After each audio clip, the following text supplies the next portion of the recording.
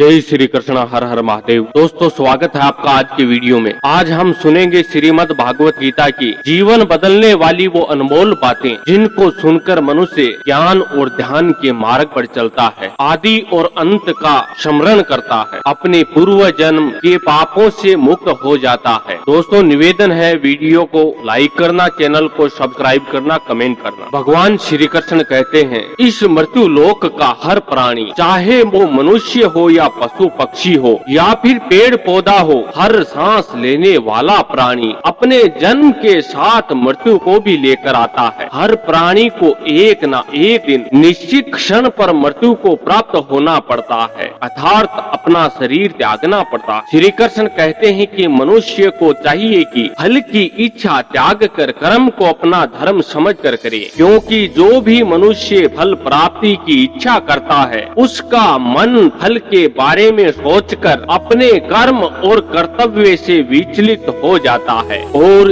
इस इंसान को वो फल प्राप्त नहीं होता जिनकी उसने इच्छा की हुई थी। श्री कृष्ण कहते हैं कि मनुष्य सिर्फ कर्म कर सकता है, फल कदापि मनुष्य के अधीन नहीं है। जो लोग फल की इच्छा से ही कर्म करते हैं वे लोग सुख दुख आदि के चक्र में फंस जाते हैं और उनकी मन की शांति नष्ट हो जाती है। भगवान श्री कृष्ण कहते हैं कि मनुष्य अपने फल की इच्छा को त्याग कर कर्म को अपना धर्म समझकर करे तो उसको फल अवश्य मिल जाएगा, परंतु उस फल को वो विधान की इच्छा समझकर स्वीकार कर ले और ज्ञानी व्यक्ति इसी योग को अपनाकर कर्म योगी बन जाते हैं। श्री कृष्ण कहते हैं, आत्मा न कभी जन्म लेती है और न कभी मरती है, वो अजन्म नित्य सनातन और पुरातन है, जो शरीर के मारे जाने के बाद भी नहीं मरती है। जो सचमुच ज्ञानी होते हैं वो ना तो आत्मा का शोक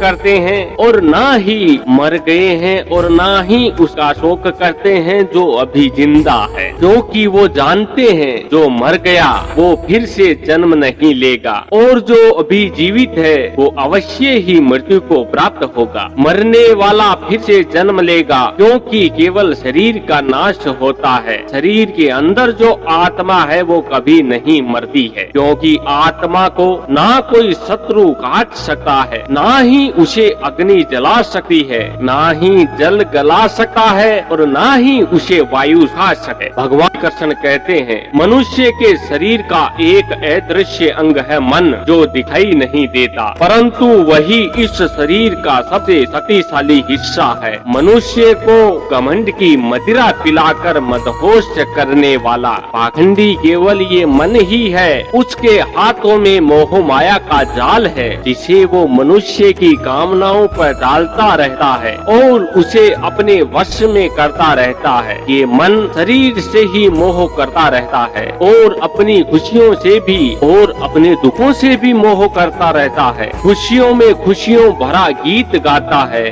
और दुख में दुख भरा गीत गुनगुनाता है। अपने दुखों में दूसरों को शामिल करके उसे खुशी मिलती है। किसी भी मनुष्य को उसका मन जीवन के अंत तक अपने जाल से निकलने नहीं देता है, अपनी रस्सी में बांधकर उसे तरह तरह के नाच नचवाता रहता है। ऐसा तब होता है जब तक हम अपने आप को मन के अधीन रहने देंगे, जब तक हमारा मन हमें नाच नचाता रहेगा। मनुष्य का मन को कितनी फुर्सत भी नहीं देता कि वो अपने अंतर में झांक कर अपनी आत्मा को पहचाने और आत्मा के अंदर जिस परमात्मा का प्रकाश है उस परमात्मा का साक्षात्कार करे। किसी भी जीवित प्राणी के लिए आवश्यक है कि प्राणी अपने मन को काबू में करके अपने अंतर में झांक कर अपनी आत्मा को देखे। जब उस आत्मा के अंदर उसे परमात्मा का प्रकाश स्पष्ट दिखाई देगा और उसी को ही परमात्मा का साक्षात्कार कहते हैं। श्री कृष्ण कहते हैं कि मनुष्य का शरीर एक रथ की भांति है, जैसे आँख, कान, नाक, जीभ और त्वचा आदि इन इंद्रियों के घोड़े को जो सारथी चलाता है वो सारथी हमारा मन है